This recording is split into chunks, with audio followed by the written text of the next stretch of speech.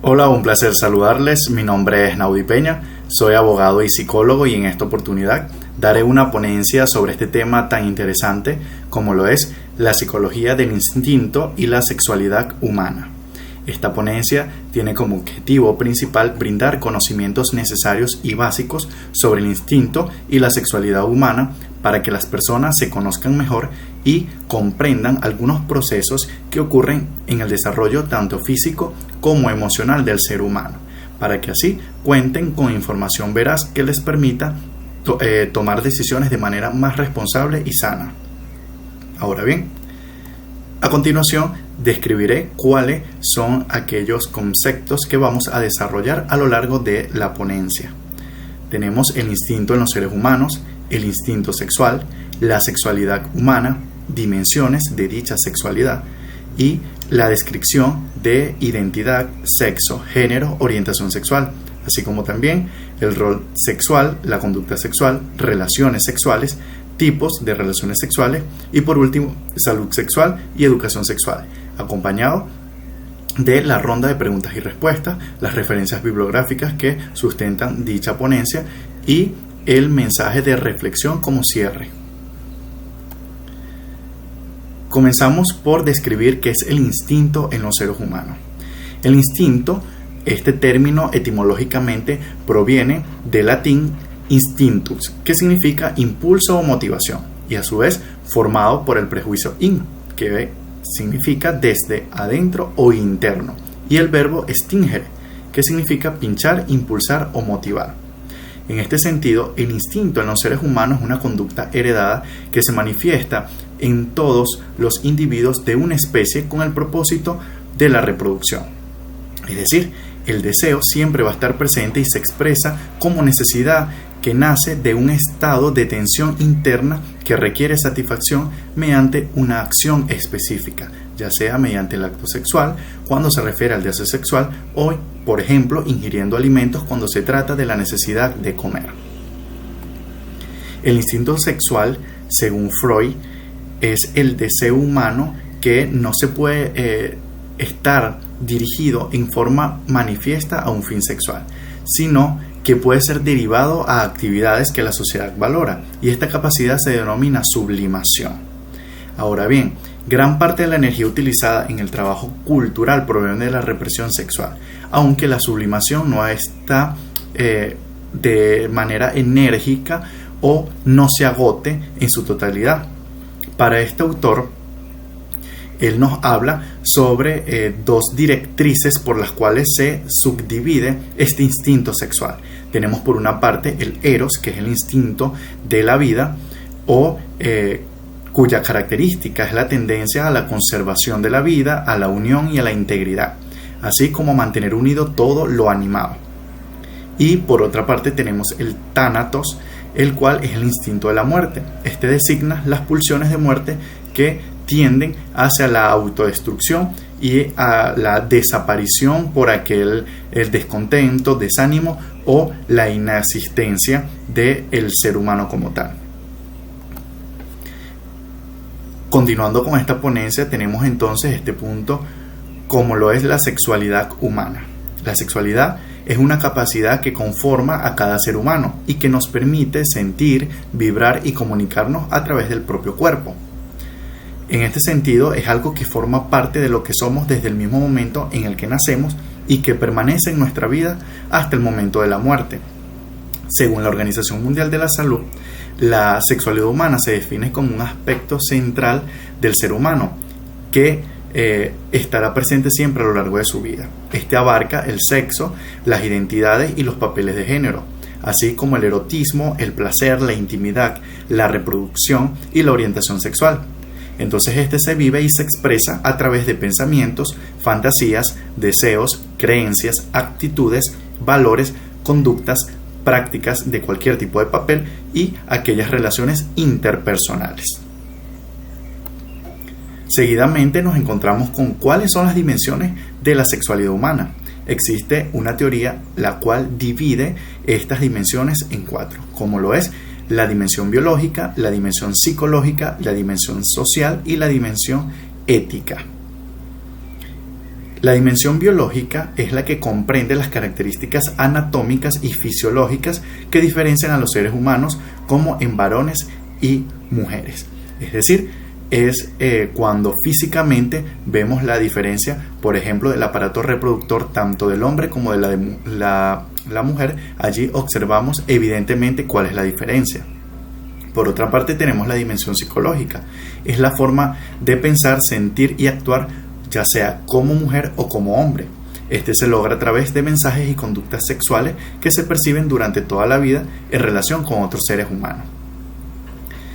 Asimismo, encontramos la dimensión social o cultural. Esta dimensión es la respuesta del ser humano frente a los valores y normas establecidas por la cultura y el medio socioeconómico donde éste se desarrolla. Es decir, cuáles son los principales factores que influyen en este tipo de respuesta. Evidentemente, la familia, la escuela, la religión como sistema de creencias, los amigos, que son un factor influyente directo para este individuo, los medios de comunicación y que van enseñando tanto al hombre como a la mujer a asumir el rol social que se espera de cada uno de ellos. Y por último tenemos la dimensión ética. Esta hace referencia al conjunto de valores que cada uno construye individualmente a lo largo de su vida y con los cuales se compromete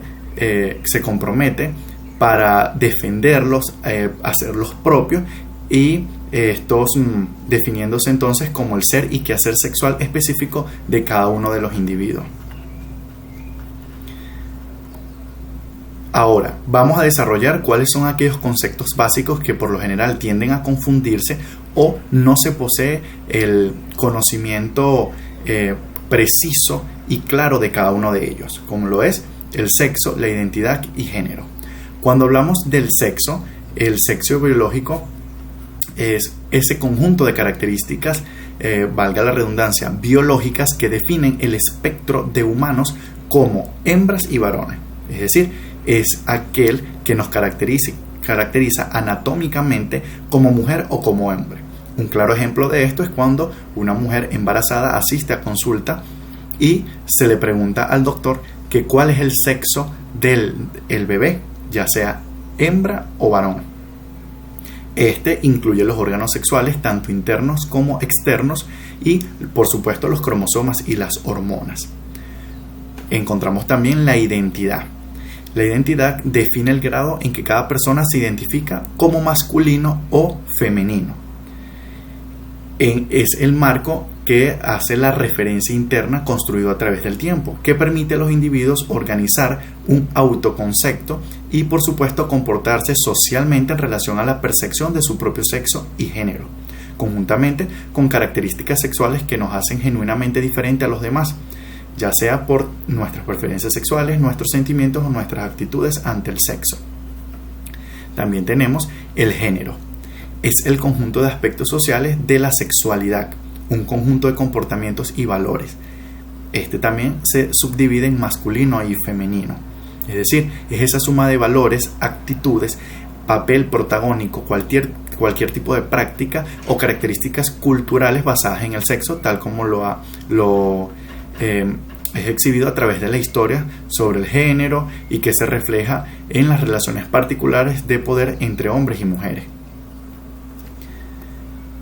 Como conceptos básicos también tenemos la orientación sexual, es ese patrón de excitación física e interés emocional o romántico, que involucra fantasías, imaginación y sueños de contenido sexual o erótico hacia otra persona. Este suele subdividirse en 4 principales tipos de orientación sexual. Como lo dije anteriormente, a esa atracción física, emocional y sexual. Tenemos entonces heterosexual, es una orientación sexual hemoneja que en muchos países también es obligatoria y se caracteriza por el deseo y la atracción hacia personas del sexo opuesto. Tenemos la orientación homosexual, que es aquella que se caracteriza por la atracción del mismo sexo. El bisexual es aquella persona que se siente atraída por personas de su mismo sexo y del sexo opuesto. Y por último, el asexual es aquel que no se siente atraído por ningún tipo de persona. Asimismo, desarrollamos dentro de estos conceptos básicos el rol sexual. es aquel patrón de excitación física e interés emocional o romántico y sexual que involucra fantasía, cualquier tipo de actitud, cualquier tipo de desenvolvimiento dentro del acto sexual. Este suele subdividirse en activo, pasivo y versátil. Activo, aquella persona quien ejerce la fuerza, el dominio o el control. El pasivo es aquel que asume un rol sumiso de posesión y dominio. Y el versátil es aquel que puede interactuar tanto como activo como pasivo sin ningún tipo de tabú. Por otra parte, encontramos la conducta sexual. Es la manera en que se expresan los sentimientos sexuales. Es un concepto más amplio que va desde los besos y caricias, aquel coqueteo, pasando por la masturbación mutua y llegando a las relaciones sexuales o actividad sexual propiamente dicha. Las relaciones sexuales pueden ser vaginales, orales o anales. En este sentido encontramos qué es las relaciones sexuales. Es aquel conjunto de comportamientos eróticos que realizan dos o más personas y que generalmente suelen incluir uno o varios coitos, es decir, o varios orgasmos. En los seres humanos, el coito o orgasmo forma parte de la relación sexual. Puede o no tener como objetivo la fecundación del gameto femenino o implica generalmente la participación de los órganos genitales externos o internos. Las relaciones sexuales puede considerarse entonces como aquella actividad donde cualquier tipo de individuo, indistintamente de sus integrantes, suelen expresar sus ganas, su deseo y esa excitación llevarla a través del orgasmo. ¿Cuáles son los tipos de relaciones sexuales? Existen 4 tipos de subdivisión de las relaciones sexuales. Podemos dividirlos por cantidad. Es cuando hay dos, una relación sexual de pareja, un trío, que pueden ser del mismo sexo o de diferente sexo, y la orgía, cuando ya es un grupo indistintamente de cuáles son sus gustos sobre la orientación sexual. Está dividido también por vínculos, que pueden ser vínculos afectivos cuando están unidos en un matrimonio, son novios, pareja o unión estable de hecho. Sexo ocasional, lo que podemos escuchar por allí, amigos con derecho, que no hay ningún tipo de sentimiento afectivo de por medio. Y el trabajo sexual, aquellas personas que hacen de actividad laboral la prostitución, damas de compañías, entre otros. La relación por género es entre mujeres, entre hombres y mixto. Y las relaciones sexuales no consentidas, aquellas que van en contra de la moral y buenas costumbres, puede ser la violación, el abuso sexual y la prostitución forzada, es decir, lo que se conoce también como trata de personas. Aquí va incluido todo tipo de actividad sexual que no hay consentimiento de la otra parte. Ok, encontramos ahora lo que es la salud y educación sexual. Cuando hablamos de salud sexual es ese estado de bienestar tanto físico como mental y social en una relación con la sexualidad. Es decir, hay un enfoque positivo y respetuoso en todo el sentido de la palabra de la sexualidad y de sus relaciones, así como la posibilidad de tener experiencias más placenteras y seguras, libre de cualquier atadura, de toda coacción y discriminación, así como también libre de violencia. Por otra parte, encontramos la definición de educación sexual. Es una enseñanza de alta calidad y el aprendizaje de una amplia variedad de temas relacionados con el sexo y la sexualidad humana. Esto nos lleva a explorar valores y creencias sobre estos temas y obtener las herramientas necesarias para manejar las relaciones y nuestra propia salud sexual. Por diversas razones los seres humanos hemos desarrollado miedo y vergüenza alrededor de nuestra propia sexualidad, comenzando por el hecho de necesitar cubrir nuestros cuerpos por miradas ajenas, por tener tabú sobre hablar estos temas que son sumamente importantes y que no son impartidos desde temprana edad. Entonces allí suele desviarse la orientación, las guías, el acompañamiento necesario para poseer una buena conceptualización de dichos términos. Llegamos al momento de las rondas de preguntas y respuestas, y por acá voy a colocar entonces el audio de 2 oyentes. Tenemos por acá el primero, quien manda su inquietud. Vamos a escucharlo. Tengo una duda, por favor explícamela. Una persona transgénero, ¿verdad?, cambia su sexo, ella necesariamente, o él va a ser necesariamente heterosexual, o va a ser bisexual, homosexual, o sea, ¿cuál va a ser su orientación sexual luego de que haga ese cambio de sexo, ese cambio de identidad? O sea, tengo esa duda, por favor, explícamela. Ok, con respecto a esta pregunta, cuando definimos una persona transgénero, es aquel que nace, por ejemplo, en el cuerpo de un hombre, pero por dentro se siente mujer, o viceversa. Al hacer esta transición, ya la persona colida o coincide dentro de su identidad y dentro de su apariencia hay cierta relación. Ahora, el hecho de que esta persona haga un cambio de sexo físico no quiere decir necesariamente que éste va a sentirse atraído por el sexo opuesto. Un ejemplo muy claro es que un chico transgénero que en su pasado fue mujer físicamente, ahora es hombre, se sienta atraído por mujeres, porque socialmente está bien visto que el hombre está con la mujer. Pero esta persona puede ser bisexual, heterosexual, homosexual, pansexual o asexual. Ya el hecho de que esta persona haga el cambio de su identidad y de su apariencia física no necesariamente quiere decir que cuáles o nos va a garantizar cuáles son sus gustos sobre la orientación sexual. Vamos entonces con la segunda inquietud, que también la tenemos por acá. Vamos a escucharla. Amor, y eso. Hola, mi pregunta es la siguiente. Si un bebé nace hermafrodita, así como lo explicó en la ponencia, que nace con ambos sexos, usted como psicólogo, ¿qué le recomendaría a los padres sobre la decisión del sexo del bebé? Ok, cuando hablamos de un ser hermafrodita o intersexual, es aquel que nace con su aparato reproductor tanto de hombre como de mujer. Es decir, encontramos allí pene y vagina juntos. Entonces no sabemos a ciencia cierta cuál será la identidad de ese pequeño individuo. Lo más recomendable en este tipo de casos es no realizar ningún tipo de cirugía para definir cuál será el sexo del niño, sino que posea ambos sexos hasta que haya un desarrollo evolutivo en edades comprendidas de 5 a 8 años, donde el niño o la niña se hayan características obvias sobre cuál es su género, cuál es su identidad, entonces allí corresponderle en cuanto al sexo.